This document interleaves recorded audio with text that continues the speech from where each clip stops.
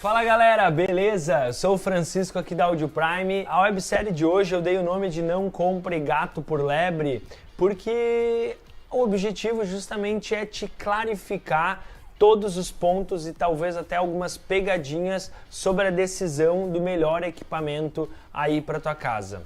Você já sabe o que quer, você já tem o conceito desenhado aí na tua cabeça, foi o que a gente viu no nosso primeiro dia. Você tem que estar já visualizando os eletrodutos na tua obra, a fase que a obra está, se ela está em construção, se ela está um pouco mais avançada, quais intervenções você já vai fazer, você já está ali talvez com um croquis já bem desenhado do que vai ser passado para o teu eletricista, para o teu gestor de obra ou para quem seja. Esse é o objetivo do primeiro dia e que eu preciso que você já tenha isso montado na sua cabeça para eu poder daqui ir te auxiliando nos próximos passos. Eu ainda quero fazer um outro alerta. A Audio Prime ela vem trabalhando aí nos últimos 4 anos de maneira massiva, praticamente aí 2 vídeos por semana postados no nosso canal do YouTube, e o objetivo disso é justamente te prover o máximo de informação. Com a experiência que eu vivi nos anos de loja e showroom, eu já instalei milhares de casas e apartamentos, então tudo isso que eu tô te falando aqui é baseado nesse meu conhecimento empírico, de experiência mesmo, de obra do dia a dia, e muito conhecimento também de estudo e fóruns e assuntos e webinários e materiais consumidos para poder tá aqui e te ajudar realmente a comprar certo para você não errar na escolha aí do teu projeto de som ambiente e de home theater. Vamos lá, o que você precisa saber sobre comprar os equipamentos? Primeira dúvida muito comum, se é possível escalonar a compra.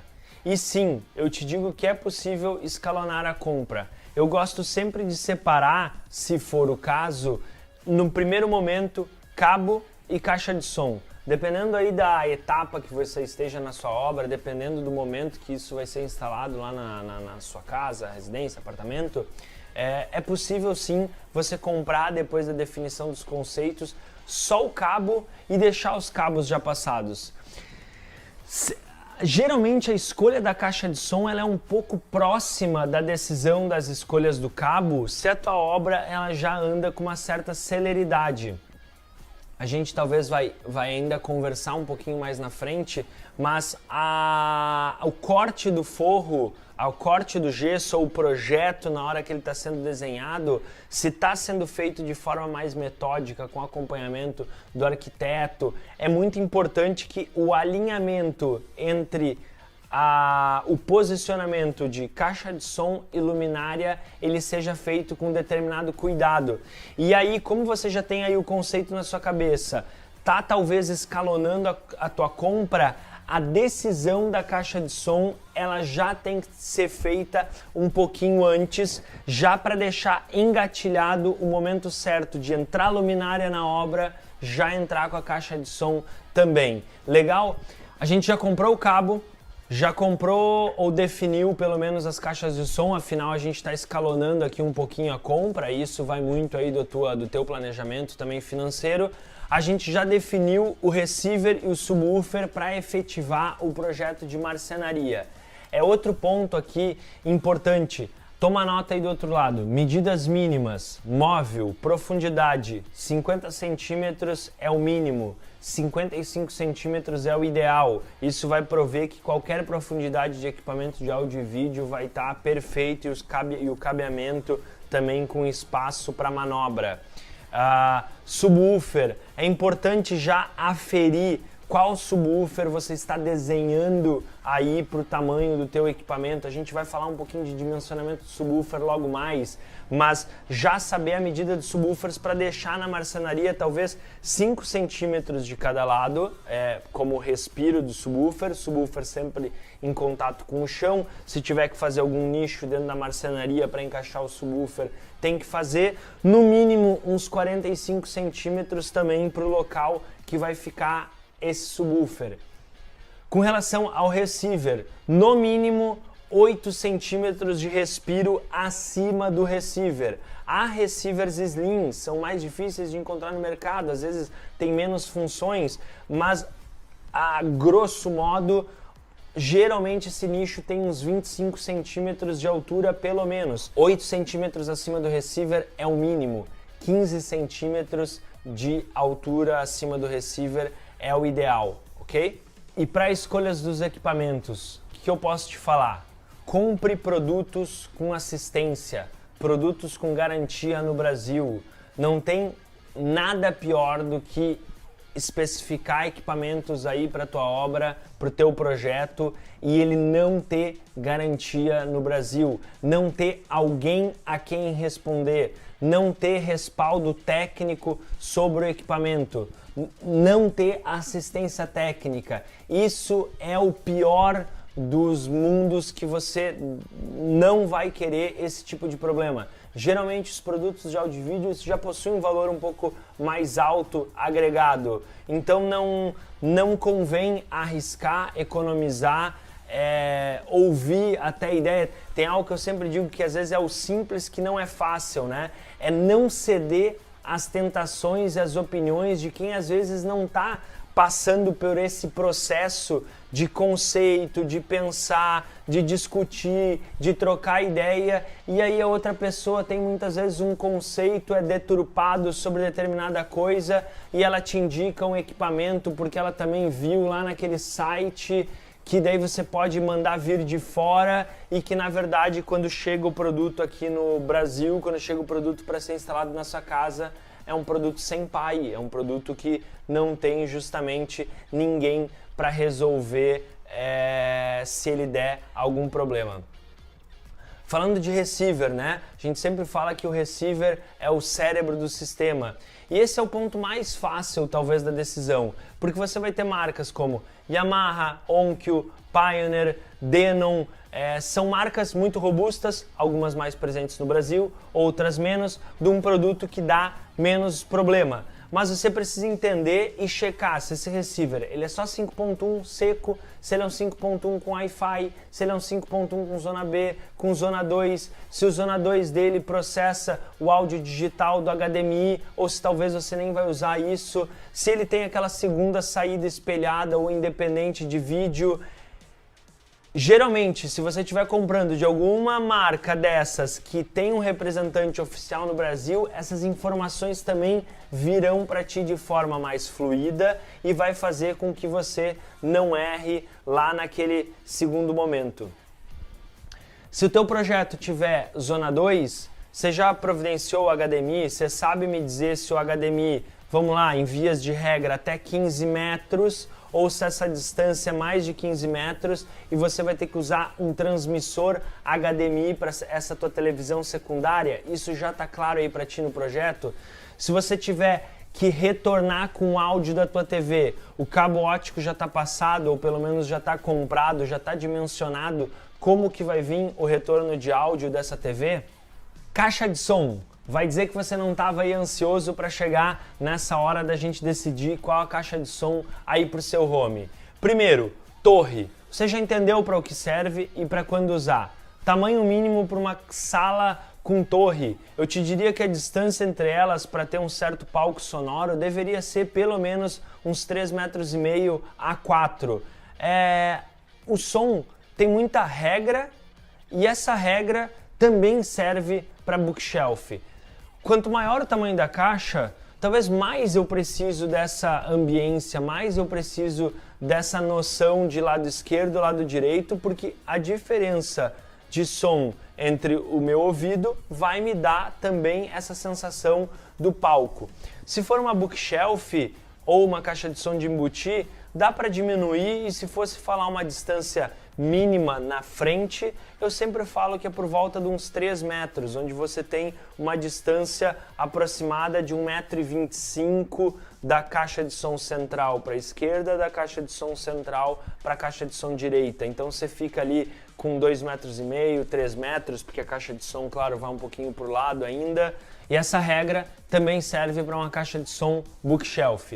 E se for uma caixa de embutir, eu te diria que um mínimo de 3 metros é o que você precisa de distância entre a caixa de som da esquerda com a caixa de som bem da direita. Legal? E quando escolher uma caixa de som de 6 polegadas e uma caixa de som de 8 polegadas? Não é que isso que eu vou falar aqui agora é uma regra. Ela geralmente até ela é mais aplicável, essa condição que eu vou dizer agora é aplicável quando você trabalha com alto-falantes da mesma marca, do mesmo modelo, né, do mesmo fabricante, da mesma linha de caixa de som, mas para ir construindo aí na tua cabeça o conceito de quando escolher caixa de som de 6, quando escolher caixa de som de 8 polegadas. Caixas de som com alto-falantes menores possuem uma característica de ter melhor fidelidade, um melhor timbre, um equilíbrio melhor entre as frequências que o alto-falante reproduz. Legal? Em troca disso, são alto-falantes que entregam menos pressão sonora, justamente porque tem menos potência e são menores também. Em contrapartida, os alto-falantes maiores, de uma forma genérica também falando aqui, eles possuem mais pressão sonora, mas eles têm uma tendência a ter um desempenho um pouquinho mais embaralhado nas frequências disponíveis. Então, efetivamente, quando usar um e quando usar outro? Eu sigo essa regra, e eu sempre digo que tá entre aspas, porque no som nada é escrito na pedra, a gente só fala aqui de boas práticas, que salas até uns 18 metros quadrados, eu sempre vou sem medo em alto-falantes de 6 polegadas. Acima disso, e principalmente quando a distância das caixas de som frontais excedem 4 metros, eu cogito muito usar caixas de som de 8 polegadas ou caixas de som maiores, justamente porque eu quero dar mais corpo àquele palco sonoro e eu tenho uma melhor capacidade de emitir ondas sonoras melhores a fim de preencher o ambiente.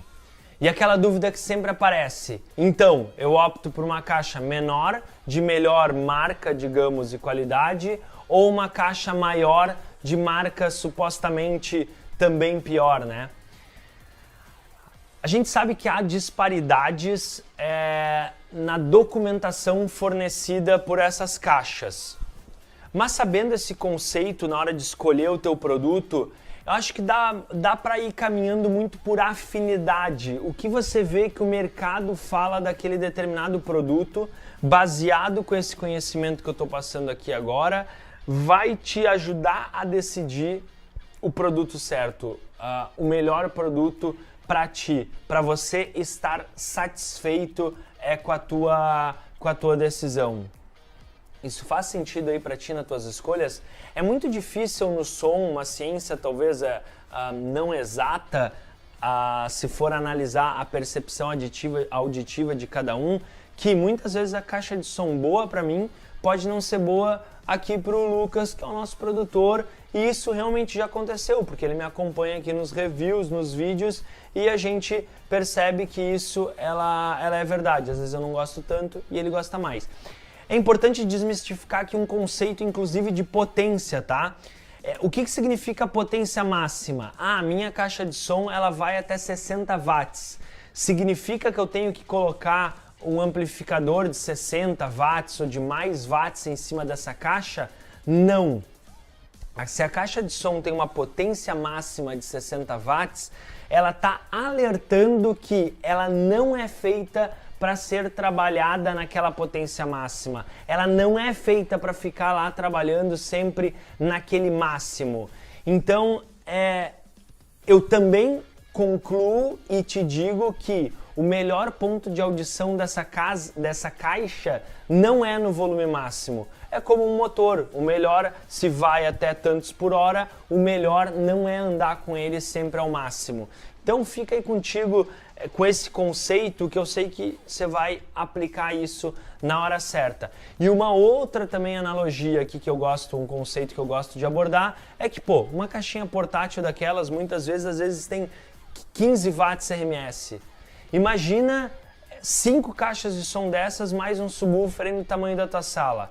É ou não é bastante som? Então essa analogia ela tem que ser levada de alguma forma para equalizar um certo bom senso, onde nem sempre mais é melhor, e sim a equalização de todos os equipamentos é que vai te dar sim o resultado certo.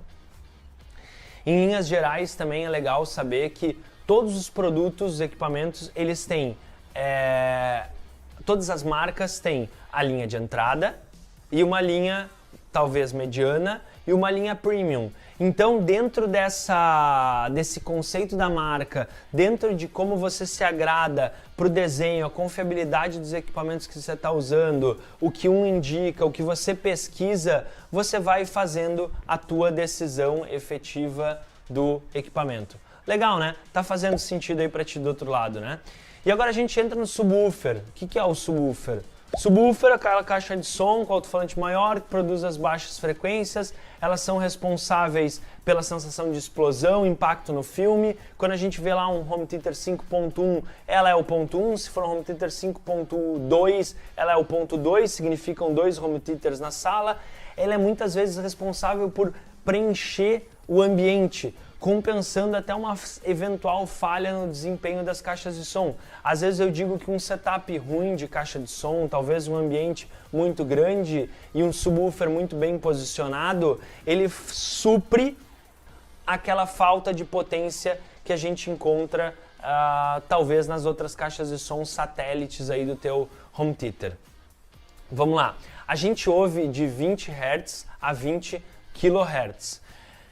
Sempre há essa informação nas caixas de som. Se você observar um subwoofer, geralmente ele trabalha de 20 Hz, até é difícil ter subwoofer de 20 Hz, mas até 150, 200 Hz. Então, quanto mais baixa a frequência, mais capacidade de reproduzir grave ou mais subgrave ou mais aquela frequência vai conseguir, mais a frequência de impacto do subgrave vai conseguir ser reproduzida. Então também significa que quanto mais baixo a gente fala que o subwoofer fala, melhor? Não, também não significa isso. Significa que ele tem que ser efetivo nas frequências que ele se dispõe. E é muito comum também que quanto mais baixa a frequência, mais caro vai sendo um subwoofer. Em vias de regra, eu te diria que a partir de 40 Hz, um subwoofer ele já está desempenhando uma excelente qualidade se realmente ele estiver chegando naquela faixa de frequência. Legal?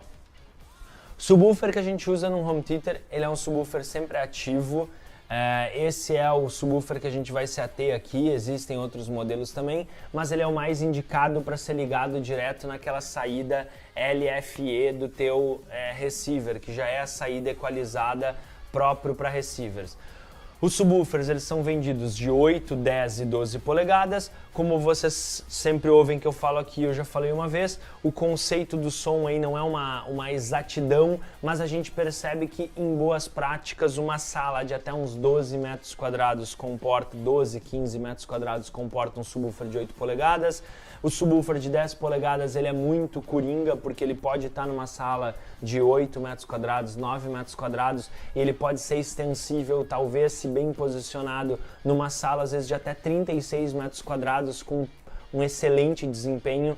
Quem sabe o ideal seria algo como 25, 30 metros quadrados para essa sala, então é legal a gente já ir visualizando um living, uma posição de subwoofer um pouco mais centralizada, ou num canto de parede para ele maximizar esse resultado. E o subwoofer acima disso de 12 polegadas é o que é mais comum aqui para o nosso dia a dia de som ambiente home theater.